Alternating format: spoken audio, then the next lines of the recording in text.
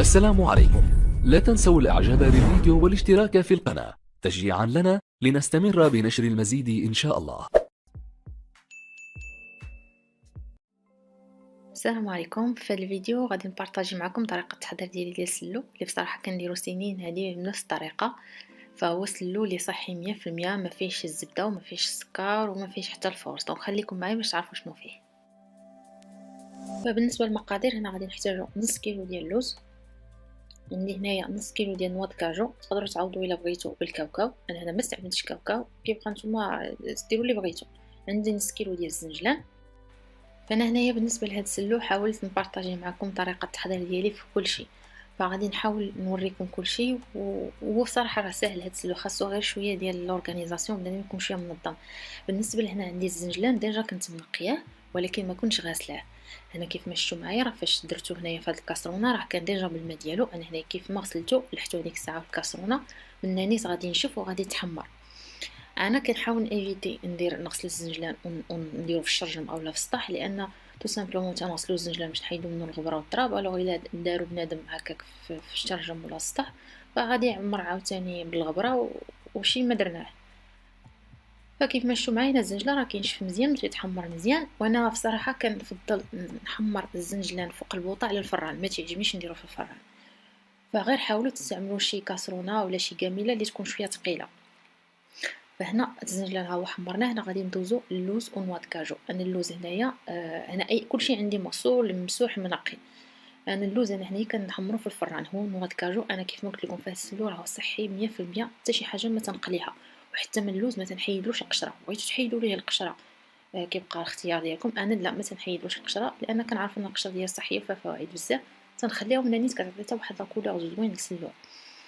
فهنا غادي ندير اللوز ونوا كاجو عندي في الفران يتحمروا على درجه الحراره 160.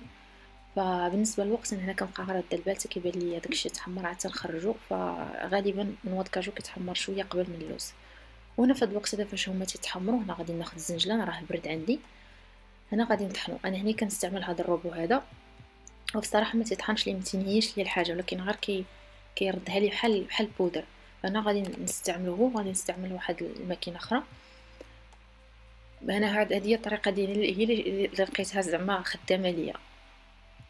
فانا غادي ناخذ هذاك السنجلان غادي نديرو في هذا البلندر، لان هذا البلندر هذا اللي عندي فيه الفونكسيون ديال الطحين وكيجيني مزيان، لان كنطحن فيه لا كونتيتي كميه كبيره، ماشي بحال دوك الطحانات اللي عندي الصراحه. واحد الطحانه صغيره شويه كتعصبني، حيت خاصك تبقى طحن بشويه بشويه وحل وعاود كرت الجناب. هذا كيجيني مزيان وكينيل ليا الحاجه فريمون كيطحن حتى كتخرج الزيت ديالها.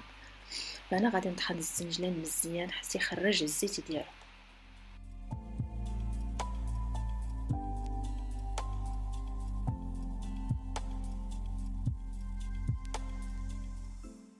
فهنا كيف ما كتشوفوا معايا فانا طحنت الزنجلان مزيان حتى خرج الزيت ديالو. انا خديت هاد البواطه هادي اللي غنطحنها غادي نديرها في هاد البواطه. فانا نسيت ما وريتكم بالنسبه للزنجلان راه ما طحنتش نص كيلو كامله، خليت منها واحد الكميه. انا من بعد غنوريكم كلشي. فخليت واحد الكميه خليتها حبوب. هنا اللوز عندي راه تحمر، هو نوض كاجو انا خليتهم يبردوا لي واحد شويه. ننصحكم ما عمركم تطحنوا الحاجه وهي تكون باقا سخونه، لان تقدروا تخرجوا على الماكينه اللي عندكم ديال الطحين.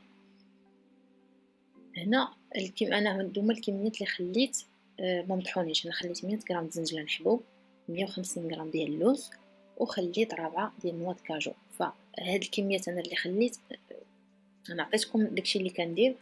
بغيتو تخليو كتر اولا تخليو قل فكيبقى الاختيار ديالكم. وحاجه اخرى، الا كنتو غادي تدوبلو المقادير، غادي ديروا كيلو د اللوز كيلو د الزنجلان، حتى هاد المقادير اللي غتخليوهم هكاك حبوب غادي تدوبلوهم. عوض 100 غرام الزنجلان غتخليوه 200 غرام واللوز غتخليوه 300. المهم مينيموم، حيت سينو مع الا كان كيعجبكم كلشي مطحون. فهنا خديت اللوز حتى هو غادي نطحنوه هنايا في الروبو حتى يولي عندي بودر، وغادي نديرو حتى هو في البلاندر. فغادي ندير نفس الطريقه كيف ما درت الزنجلان غندير مع اللوز ونواه كاجو. هنا غادي نطحنهم مزيان حتى يخرجوا الزيت ديالهم. انا تقريبا غيولي عندي اللوز بحال الان. فانا هنايا في هذا الفيديو هذا فحاولت نوضح لكم يعني الطريقه ديالي كيفاش كنخدم سلو. فانا هنايا ما كنجبدش كلشي دقه واحده، انا كنحاول نبدا ديما بلي فروي سيك. نبدا باللوز بالزنجلان الا كنتو غتستعملوا كاكاو حتى هو. فغادي نشدوهم نغسلوهم، يكون بيان سور داكشي منقي اللي خصو يتنقى هو الاول. وغنغسلوهم ونحمروهم وغادي نطحنوهم كاملين. فهنايا كيف ما تشوفوا معايا اللوز راه تطحن مزيان ولا تقريبا بحال املو. وهنا اللي طحنتها كنديرها في ديك البواطه. فانا هكا كتجيني طريقه تسلو تكون واضحه ومنظمه، يعني ما بلا ما نجبدو كلشي دقه واحده. هنا غادي ندير لا ميم شوز بالنسبه للنوار كاجو، حتى هو راه خليت منه. انا اي حاجه كنوريكم طحنتها راه ما طحنتهاش كامله، يعني راه وريتكم دوك الكميات اللي انا خليت. من نوار كاجو حتى هو طحنته مزيان، وغادي نزيدو على داك الزنجلان واللوز اللي طحنتو حتى هو. فكيف ما قلت لكم، فبالنسبه للنوار كاجو اللي ما بغاش يستعملوه عوضوه بالكاوكاو حتى هو غيجي زوين في السلو. وغادي ديروا نفس الطريقه كيف ما درت انا هنايا مع اللوز ونوار كاجو، يعني غادي تحمروه في الفران، تخليو من واحد الكميه الا بغيتو تهرمشوا، والباقي غادي تطحنوه مزيان حتى يخرج الزيت ديالو. فهنا درت كلشي في هاد البواطه هادي، غادي نسد عليهم وغادي ندوزو للمرحله ديال الدقيق. فانا هنايا حاولت نشارك معكم على ان هاد الدقيق اللي غادي نستعمل هنايا في السلو فهو ما شاريهش واجد، فهو الزرع ديالنا واللي هو بيو، يعني ما دايرينو بلا دواء. هنا غنوريكم نوريكم على ان هاد الزرع هذا راه مخلط فيه واحد شويه ديال الشعير. فهنا شديتو نقيتو غسلتو ديتو للطاحونه وجبتو للدار غربلتو. هنا غنوريكم على انني حيدت منه هذيك النخاله، انا ما غاديش نستعملها في السلو، ولكن ما غاديش نلوحها، غنخليها غادي نعجن بها الخبز من بعد. وهنا ملي غربلتو حيدت منه هذيك النخاله عبرت كيلو ديال الطحين. هاد الكيلو هذا هو اللي غادي نستعمل انا هنايا في السلو. وغادي نحمرو بنفس الطريقه كيف ما درت الزنجلان. هنا في نفس الكاسرونه، هنا غادي نقسمو تقريبا على 3 المرات. انا كيجيني ساهل هكا نحمرو في الكاسرونه، ما كتجينيش، ما كيعجبنيش نديرو في الفران، لان الفران خصك تبقى تحل سد حل سد. الكاسرونه كتجي مزيانه، كنبقاو نحركو ودغيا تتحمر. غير نصيحه نعطيكم، حاولوا تستعملوا شي مارميط اولا شي كاسرونه اولا كاع كوكوط تكون ثقيله، يعني ما تكونش باش ما تحرقش ليكم الطحين. وحاولوا تحلوا شي شارجم لان كيكون شويه الدخان. هو بصراحه كيلو راه دغيا كيتحمر، يعني ما كيشد شي حاجه في الوقت. وحاول البوطه ما تكونش مجهده. فانا كيف مشيو معايا ملي كتبداو تحركوا في الاول فكيبدا يتكركب واحد الشيء، ولكن ما حدكم كتحركوا وهذوك الكويرات كيبداو يحيدوا. واللي تحمرات عندي هنايا تنحطها في داك المول اللي حاطه حدايا. فإلا كنتو غتستعملوا الزاج فحاولوا تستعملوا شي حاجه اللي كتستحمل السخونيه، لان هذا الطحين هذا تيكون سخون وتيبقى شاد السخونيه بزاف. الا درتو شي بول اللي ما كيستحملش السخونيه فراه غادي يطرطق. وحاجه اخرى حاولوا ما تستعملوش البلاستيك، لان في الطحين تيكون سخون وعاد مع البلاستيك فكيقولك ماشي مزيان. فحاولوا سوا تستعملوا هكايا الزاج اولا اللاطه ديال الفران حتى هي تكون مزيانه.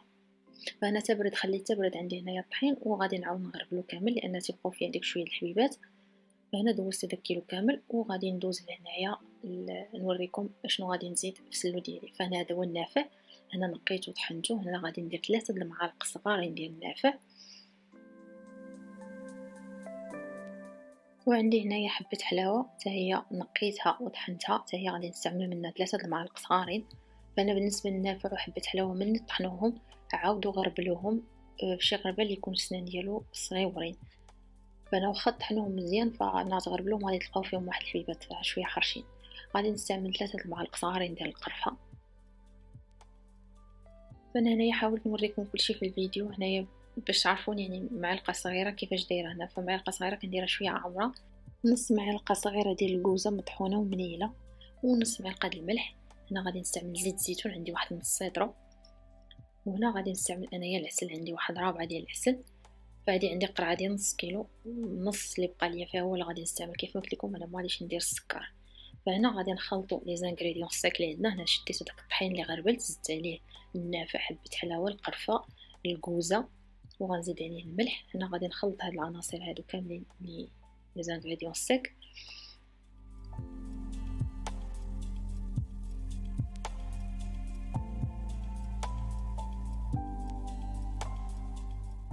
ومن بعد ما خلطتهم هنا غادي ندوز وغادي ندير نفس الشيء بالنسبه لي فروي سيك اللي طحنا هنا وكنت درتهم في ديك البواطه.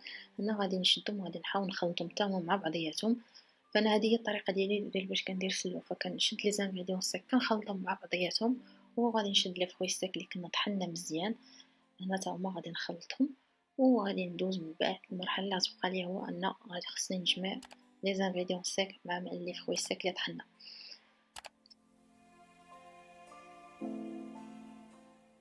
وانا هنايا بالنسبه لهاد السلو هذا فانا غادي نستعمل الروبو. الا ما عندكمش الروبو حاولوا تخلطوه بيديكم، فهو صراحة الروبو كيسهل عليا بزاف، وانا هاد الوقت هذا فاش كنكون كنخلط فيه سلو كنكون كنجمع في الروينه اللي درت. انا غادي ناخذ نفس الكميه ديال دي زانغريديون سيك وغادي نزيد عليها لي فروي سيك اللي مطحونين. فبالنسبه للناس اللي عندهم الروبو فانا ننصحكم حاولوا تستعملوا نفس اللو. فانا غنوريكم الاكسسوار باش غنخلط. غادي نستعمل هذا فيه سيليكون من الجناب. الا ما عندكمش استعملوا هاد لافاي راه كنظن كتجي مع كاع لي روبو، ولكن هو بصراحه هذا باش خدامه انا كنظنش كيجي مع كاع لي روبو، خصكم تاخذوه بوحدو. وخا بصراحه نهار الاول ما خديتوش على ود السلو، خديت كندير به حوايج اخرين. وكاين واحد المره كنت كنخلط السلو قلت اجي نشوف شنو اللي غيخلط لي مزيان، فلقيت هي لافاي خدامه مزيان، ولكن هذا هو اللي تيخدم احسن لان مع فيه الجناب ديالو السيليكون كيبقى يعجن وكيكرط الجناب. اي او ميم طون هذاك السيليكون اللي كيبقى يدور في الجناب ما تيخليش السلو يتكركب، يعني بحال ملي كنكونوا كنخلطوا بيدينا. فانا هنا كيف مشوا معايا يعني خديت لي زانغريديون سيك خلطتهم مع لي فروي سيك اللي كنت طحنت، ولكن هنا باقي ما زدتش عليهم زيت الزيتون. فانا ما نصحكمش تزيدوا كلشي دقه واحده وتزيدوا نص لتر ديال زيت الزيتون، لان ما يقدر يطيح لكم سلو مزيت بزاف، لان كتبقى على حساب لا كاليتي ديال لي فروي سيك. كاين اللوز اللي تيخرج زيت بزاف، كاين الزنجلان اللي تيخرج زيت بزاف، و اون بليس دو سا كاين الطحين اللي كيشرب بزاف كاين اللي ما تيشربش. دونك انا ما يمكنش نقول لكم فوالا ها لا كونتيتي اللي غادي ديروا. انا كيف ما قلت لكم انا عاوتاني الطحين اللي كنستعمل هنايا فاني مخلط فيه شويه الشعير.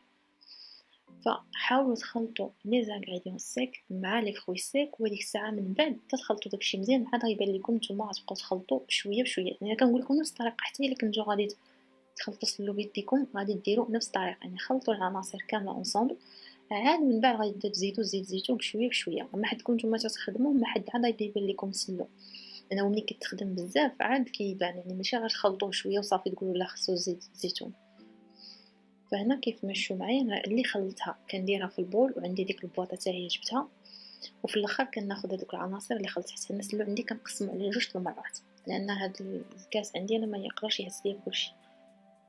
فهنا اللي خلطتها كنديرها في هاد البول هذا دزاج، والكميه الاخرى حتى هي تنخلطها، ومن بعد كنجمعهم اونصومبل تنخلطهم هكايا غابيدمون، لان انا كنخلطهم في الروبو بفيتاس مينيموم وتنخليهم يتخلطوا بزاف ديال الوقت، يعني بشويه عليك يبقى يتسدلك في الروبو. وبالنسبه للناس اللي عندهم الروبو فهي كتبقى يديروا نفس الطريقه اللي كندير انا هنايا، يعني غتقسموا السلو على جوج، مع عاد الا دوبلتو لا كونتيتي غتحتاجوا ديك الساعه تقسموا على 4. وبالنسبه للناس اللي ما عندهمش الروبو يعجنوا بيديهم غادي تاخذوا شي قصريه وغادي ديروا لي زيليمون كاملين دقه واحده وغادي تخلطوا، يعني لي زانغريديون سيك مع لي فروي سيك. انا توجور كنقول لكم زيت الزيتون ما تزيدوهاش من الدقه الاولى. انا هنايا شديت زيت الزيتون درتها في واحد الكاسرونه غير دفيتها، يعني ماشي طيبتها غير دفيتها سخنتها غير واحد شويه، يعني راه السخونيه اللي تقدروا تقيسوها بيديكم، يعني ماشي شي سخونيه.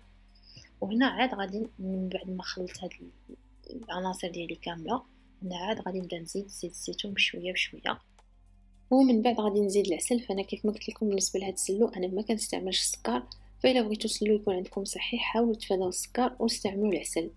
وبالنسبه لزيت الزيتون فهي غادي نبقى نزيدها بشويه بشويه، يعني واخا قلت لكم راه غادي نحتاجو يعني نص لتر ديال الزيت، ولكن راه ما غاديش نكبها دقه واحده، يعني حاولوا تفاداو تكبوا الزيت دقه واحده يعني من الديبار، بقاو تزيدوا بشويه بشويه، يعني حتى الا كنتو غتعجنوا بيديكم غتبقاو تزيدوا بشويه بشويه.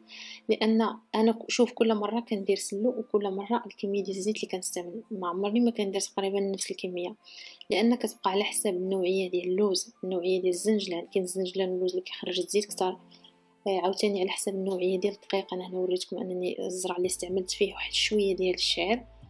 ف يعني حاولوا ما تزيدوش يعني دقه واحده، يعني نتوما تتخلطوا وانتوما كيبان لكم هذيك الساعه واش خاص ولا ما خاص. وعاوتاني كاين الناس اللي كيعجبهم السلو يكون شويه مزيت. وبالنسبه للعسل فكيف ما قلت لكم حتى هو غادي نبقى نزيدو بشويه بشويه. فانا هنايا يعني انا كنحاول نتفادى يعني نكبو شي دقه واحده وفي الاخر نقول جاني سلو حلو بزاف. انا حتى كنخلط كلشي وندوق عاد كيبان لي انني راه خاصه شويه الحلاوه اولا خاصه شويه الزيت كنبقى نزيد، وداكشي اللي غادي ندير انا هنايا. يعني ملي خلطت العناصر كامله بان لي انني خاصو شويه ديال الزيت، بان لي اني خاصو العسل. بالنسبه للعسل انا في الاخر صدقت دايره هذيك الكميه كامله اللي وريتكم، يعني هذاك 4 كيلو د العسل استعملته كامل. بالنسبه للناس اللي كتعجبهم الحلاوه فتقدر تجيهم هاد الكميه ديال العسل قليله، فزيدوا العسل، يعني كتبقى يعني الحلاوه يعني على حسب الواحد، يعني تبقاو تزيدوا بشوي بشوي تلقاو هذيك الحلاوه اللي تعجبكم. انا بالنسبه لي هنايا انا حتى عندي ديك القرعه ديال نص كيلو، استعملت نص ديالها يعني 4 كيلو ديال العسل. الاخر جاتني هي هذيك، يعني كيعجبني سلو حلو ولكن ما يكونش حلو بزاف. راه كتبقى يعني حاجه اختياريه، بغيتو الحلاوه اكثر زيدوا العسل اكثر. فحاجه اللي بغيت نقول لكم، فكاينين بزاف ديال لا غوسيت ديال السلو، كل واحد كتبقى الطريقه ديالو. ما كايناش واحد لا غوسيت ديال السلو، يعني كتبقى على حسب الواحد شنو تيعجبو وعلى حسب الواحد اشنو باغي يدير. يعني راه ما كاينش سلو واحد اللي خاص كاع الناس يديروا بحالو بالضبط. فانا هذه كتبقى هي طريقتي باش كنصاوب السلو. وانا كنفضل يعني يكون سلو عندي صحي. كنعرف شنو تناكل فيه، عاوتاني في رمضان حتى نحطو كل نهار تناكلو. كنحاول نتفادى السكر، كنحاول نتفادى داك الفورس والزيت والقليان وداكشي ما عنديش انا معاه بزاف. وكتبقى هذه الطريقه ديالي وقلت نبارطاجيها معكم. انا هنايا غادي نوريكم الكميه ديال زيت الزيتون اللي تقريبا استعملت. انا غادي نعبر داكشي اللي بقى لي هنا، صافي خلطت السلو ما غاديش نزيد مازال الزيت. فهنايا اللي بقى ليا واحد 124 غرام، يعني تقريبا 400 غرام الزيت ما كاملاش اللي استعملت في السلو. ومن بعد ما خلطت السلو ديالي مزيان وتاكدت على ان من الزيت صافي هي هذيك والعسل هو هذاك، هنا غادي ناخذ هذاك الكميات اللي خليت. يعني عندي اللوز غادي نهرمشو واحد شويه، وناخذ نوا د كاجو حتى هو غنهرمشو. اخر حاجه تخليوها هما هاد اللوز ونوا د كاجو والزنجبيل، اخر حاجه تزيدوها. ماشي حتى تزيدوهم عاد يبان لكم حكا سلو خاصه الزيت خاصه الحلاوه، بالاخص الا كنتو تتخلطوا سلو بيديكم. وسورتو هاد اللوز هذا الا كان مهرمش وديجا كنتو زدتوه، دابا راه كاع غادي يجرحكم في يديكم لانه تيكون قاصح. وحاجه اخرى بالنسبه للناس اللي غيديروا نوا د كاجو، انا هذه حيت كنت هاد الغلط هذا درته واحد المره، حتى زدت كلشي وزدت نوا د كاجو مهرمش وعاد بان لي ان سلو خاصها شويه ديال الزيت. ايوا ملي رجعت نخلطو هاد النوا د كاجو مع التخلاط صافي ما بقاش كيبان، لان الا النوا د كاجو شديتو غير حبه هكا محمره وشديتوها ما بين جوج صبعان وركبتو عليها راه كاع كتفرست كله كيتفرست، ما كيبقاش مهرمش، ما كيبقاش يبان نهائيا. فلذلك انا ننصحكم حتى تاكدوا مزيان عاد تزيدوا هادشي هو الاخر. انا ملي كنزيدو في الاخر غادي نبقى نحركو غير بيديا، غير باش ندمج ليا مع سلو، باش يكون عندي هادشي مقاد. يعني اما سلو راه هو ديجا مخلط مزيان. ونرجعوا الموضوع ديالنا ديال السلو صحي. فكاين شي بعض الناس غيشوفوا السلو هكا فيه زيت الزيتون وفيه الزرع وفيه العسل، غيقول لك هاد السلو هذا ما تيجيش زوين، ما تيجيش بنين بزاف. فبالعكس انا نقول لكم هاد السلو من غير على انه صحي راه كيجي زوين، كيجي خاطر كيجي بنين بزاف. غتجربوه وغتعرفوا علاش كنهضر. صراحه هاد السلو هكا انا كنفضلو 100,000 مره على السلو اللي فيه الفورس والسكر والقليان والزيت ديال القليان. فانا داك السلو ما كنديروش، وهذا كنديرو ديما كيجي زوين، كيجي بنين خطير. خاصكم تجربوه، زعما نشجعكم تديروه والله. انا هنايا في الفيديو حاولت نبسط لكم نوريكم انا الطريقه ديالي كيفاش كنخدم السلو. فهو السلو راه ما صعيبش، هو كيدي شويه د الوقت ولكن راه ما صعيبش. غير حاول الواحد يكون شويه منظم ويقاد داكشي بشويه بشويه. حاولوا يعني تنقيو الحاجه طحنوا، والخدمه الا بديتوها اليوم وما كملتوهاش ما فيها باس، يعني غدا تكملوها. انا وريتكم السلو كيفاش جا، انا كيعجبني بحال هكاك. فإلا كيعجبكم يعني مزيد اكثر او لا قل فكيبقى الاختيار ديالكم نتوما. غادي تلعبوا يعني في الزيت وفي العسل. انا الناس اللي قديتو بالطريقه هذه هنا في التبسيط صراحه على ود باش نصوروا صافي. فما تنساوش تخليو لي الراي ديالكم، خليو لي جيم، بارطاجيو لا فيديو، وتابونوا معايا في لاشين اذا كنتم مازال ماشي ابوني. واذا كان عندكم شي سؤال او شي حاجه حاولوا سوا تخليوها لي في كومونتير تحت من لا فيديو، او لا صيفطوها لي في ميساج. انا راه كنكون في انستغرام، وصراحه كنحاول نجاوب كاع الناس اللي كيصيفطوا لي دي ميساج، كنحاول نجاوبهم.